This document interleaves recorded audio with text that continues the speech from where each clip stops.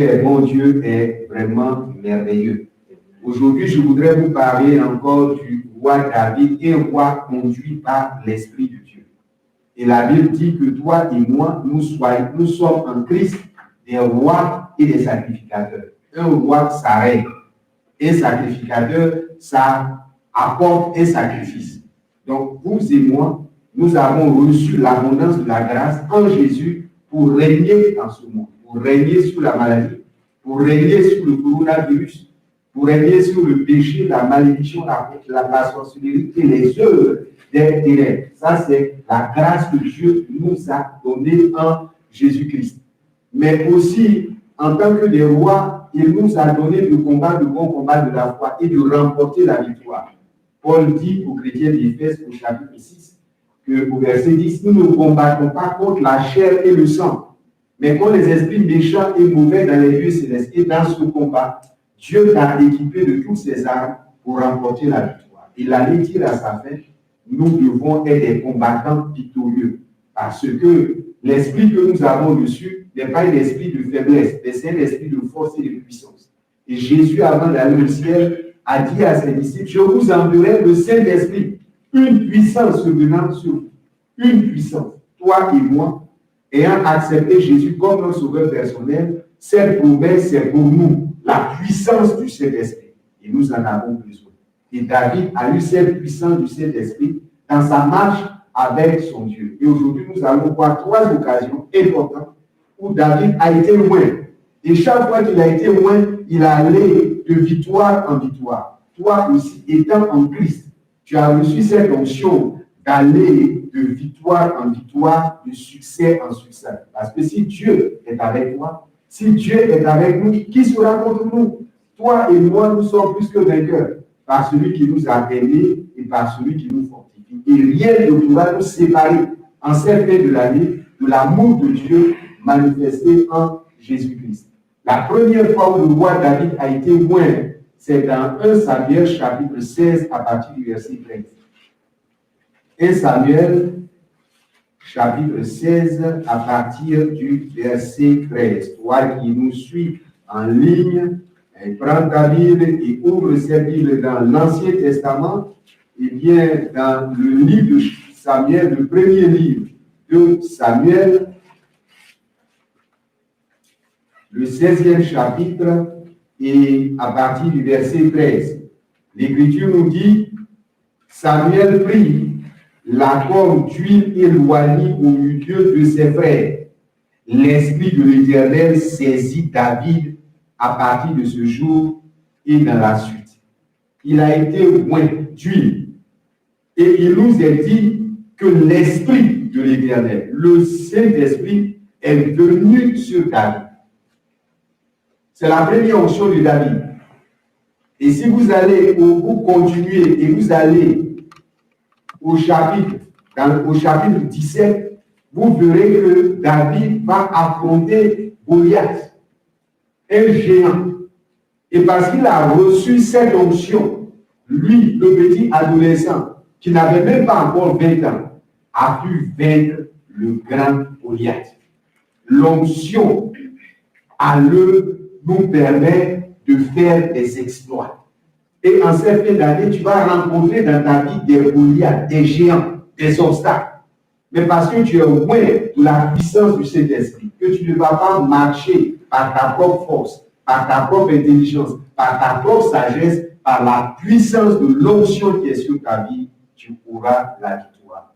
David ne va pas seulement terrasser Goliath, mais il va remporter une série de victoires sur les Philistins.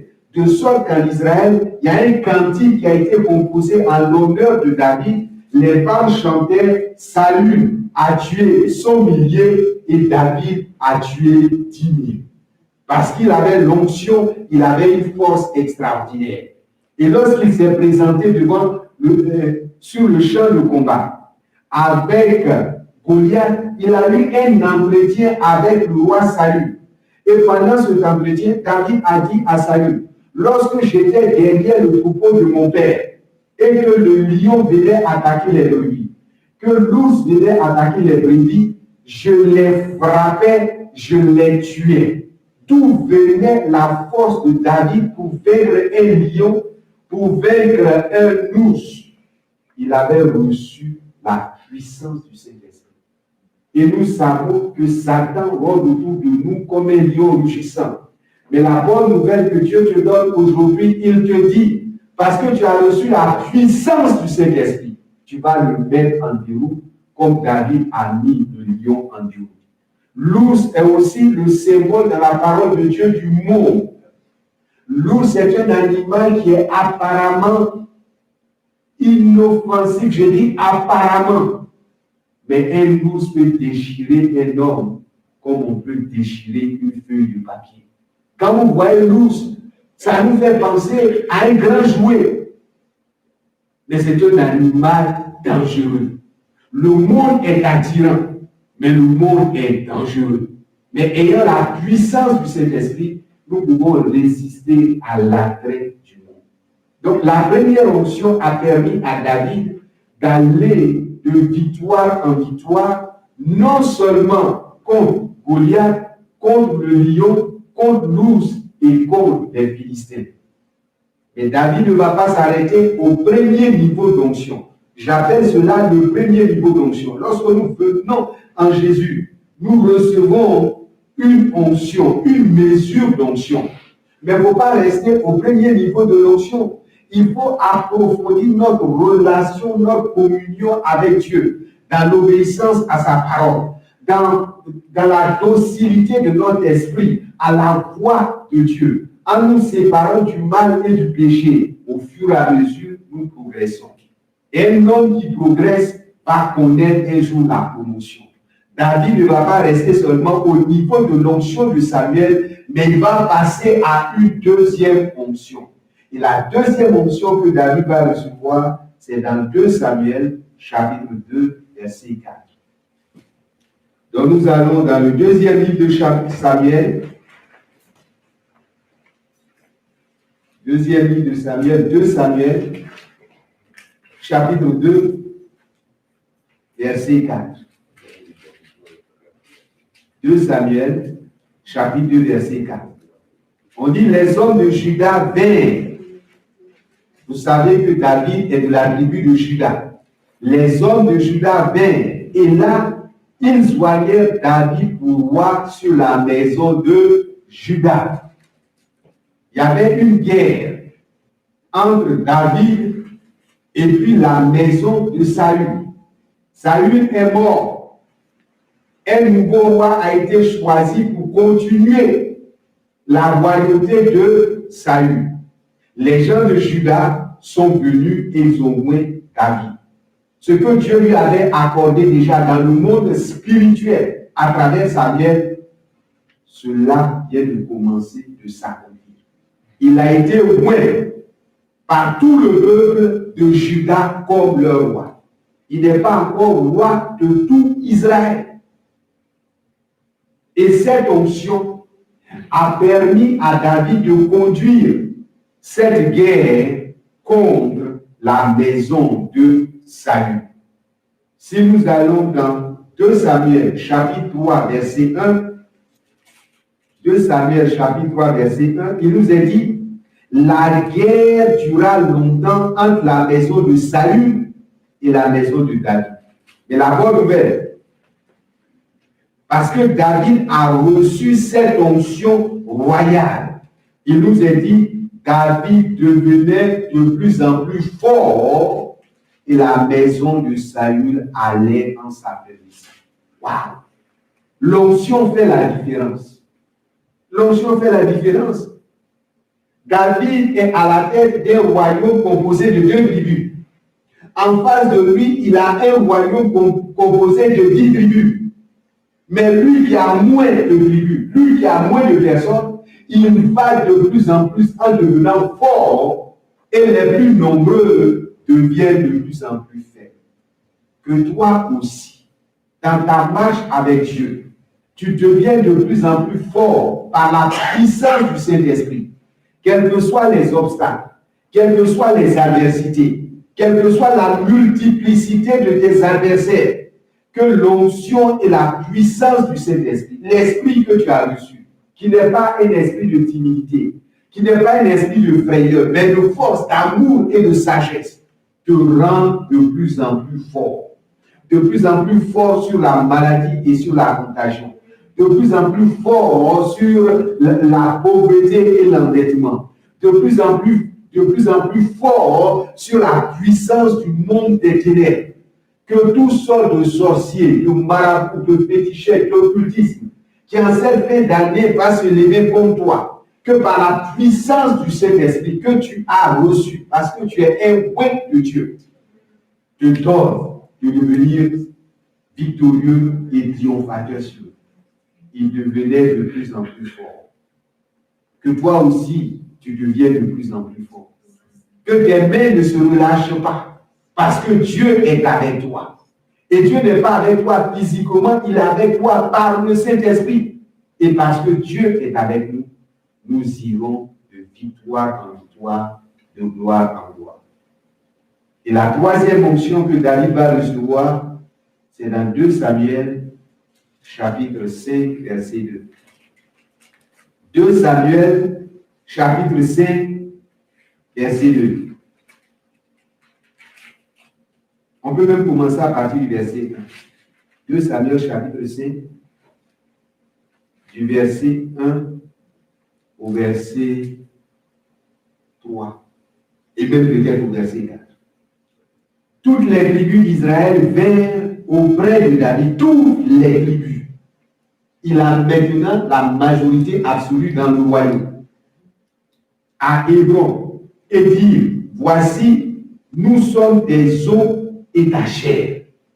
Alors que des années auparavant, il le combattait, il cherchait à le détruire. Mais lorsque tu vas recevoir la troisième onction, même ceux qui te combattaient, ceux qui t'attaquaient, qui cherchaient à te détruire, viendront reconnaître que tu fais partie de leurs os et de leur chair. Ça, c'est Dieu qui dispose même le cœur de nos ennemis en notre faveur. C'est ce que les psaumes disent. Il dispose le cœur des enfants d'Israël en faveur de David qu'ils ont combattu. Verset 2. Autrefois déjà, lorsque Saül était notre roi, c'était toi qui conduisais et qui ramenais Israël. L'Éternel t'a dit, tu perdras mon peuple d'Israël et tu seras le chef d'Israël.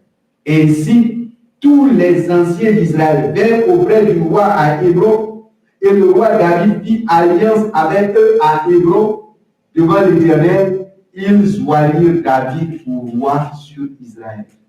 David était âgé de 30 ans lorsqu'il devient roi. Il régna 40 ans. Wow. C'est pas merveilleux ça?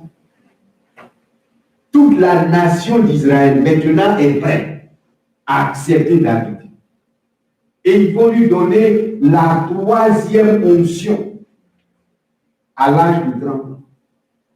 N'oubliez pas que Jésus est fils de David et que Jésus a reçu l'onction du Saint-Esprit lorsqu'il est sorti du Jourdain après son baptême, il avait 30 ans. David ne fait qu'accomplir, Jésus ne faisait qu'accomplir ce que son ancêtre David a expérimenté. C'est ce que j'appelle la plénitude de l'onction, qui permet à un homme, à une femme, de rentrer dans la totalité de sa destinée.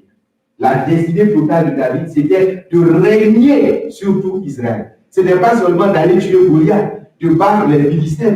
Ce n'est pas seulement être roi de Juda et de Benjamin, mais le plan merveilleux et glorieux de Dieu pour David, c'est de devenir roi sur tout Israël.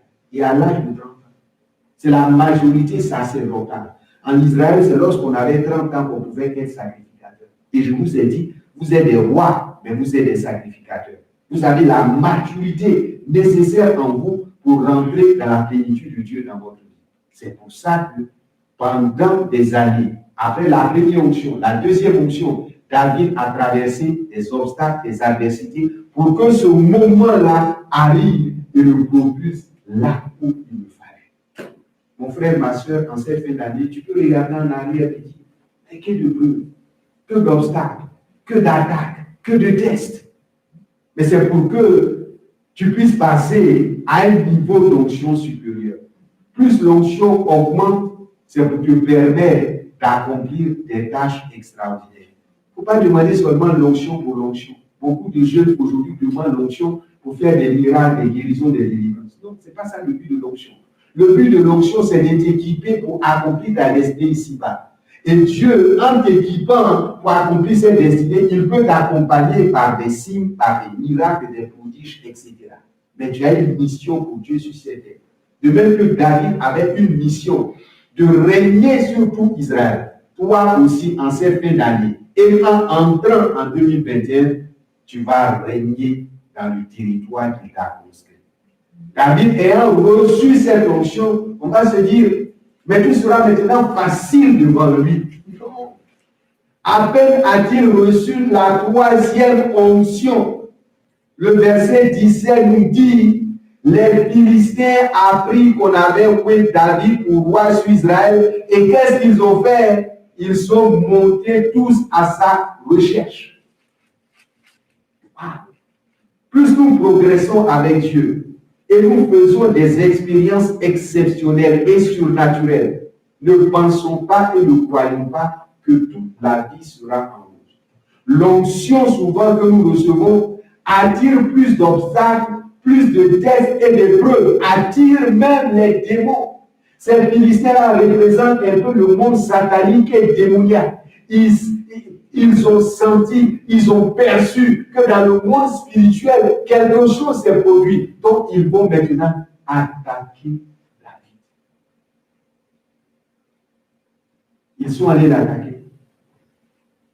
Il nous a dit, ils sont même allés à sa recherche.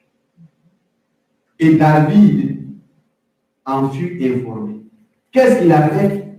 Il est descendu à la forteresse. Verset 18. Les Philistins arrivèrent et se déployaient dans la vallée des Réphaïm.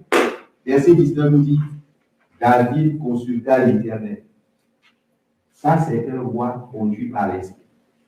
Je vous ai dit qu'au début, David a eu des problèmes, c'est pour ça qu'il allait se réfugier au pays des Philistins. Mais parce qu'il a progressé dans sa marche avec Dieu, il a progressé dans sa communion avec le Saint-Esprit.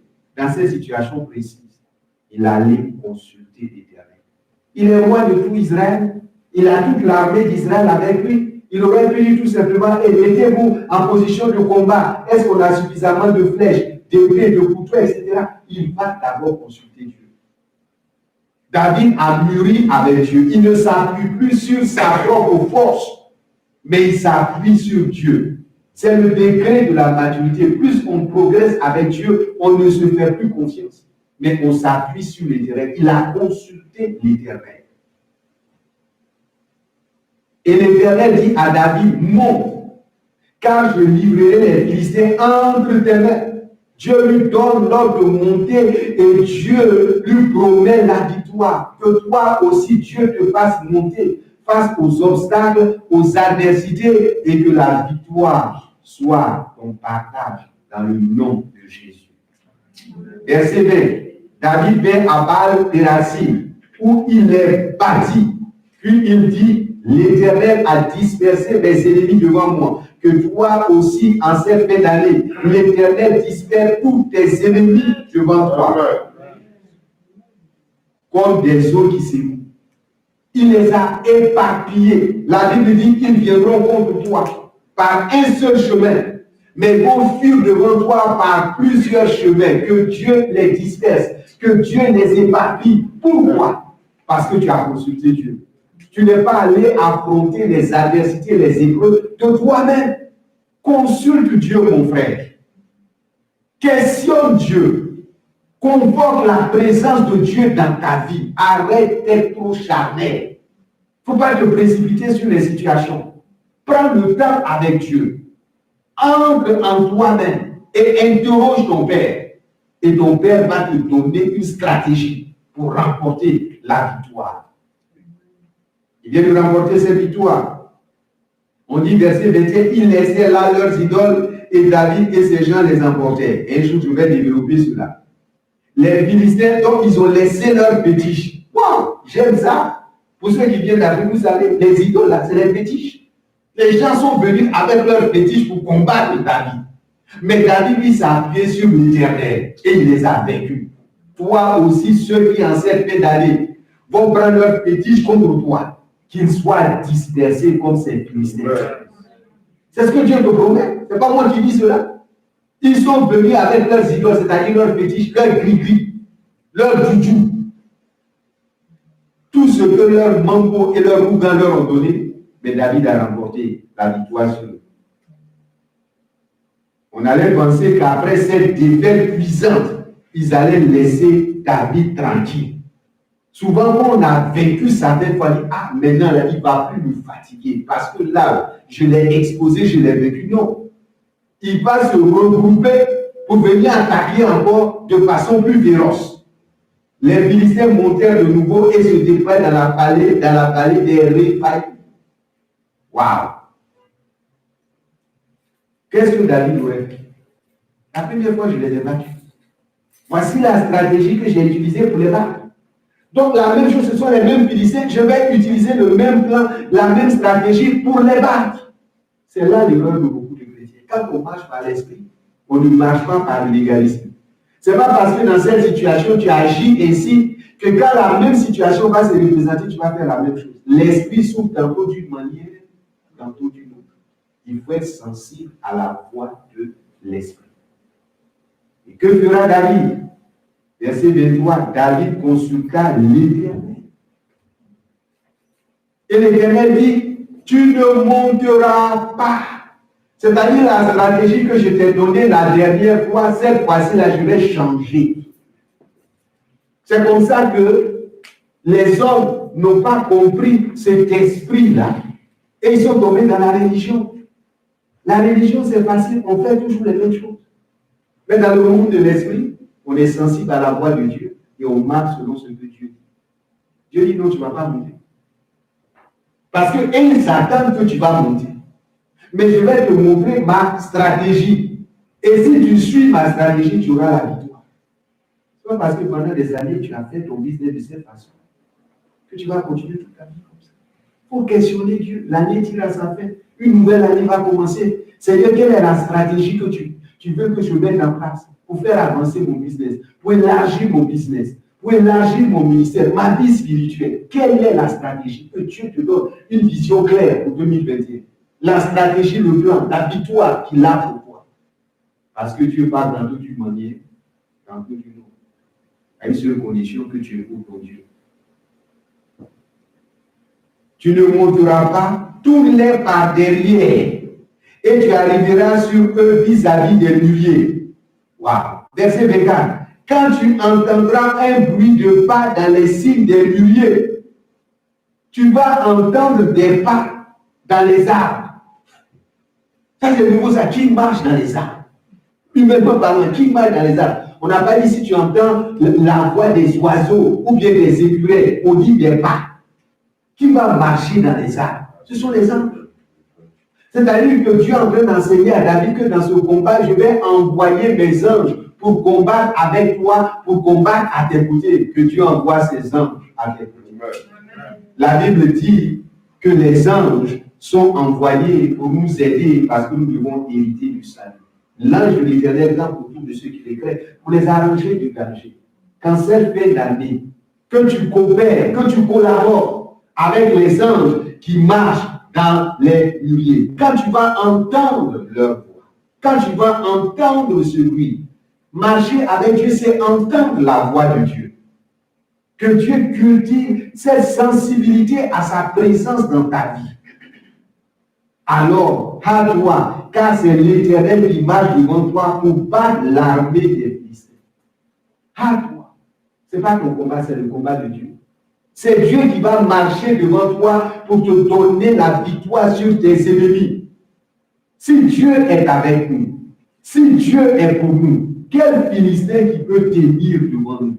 Et parce que David a écouté la voix de Dieu, il s'est aligné, il s'est connecté sur la stratégie de Dieu, il nous a dit, David fit ce que l'Éternel lui avait ordonné et il battit les Philistins depuis Giba jusqu'à Gath.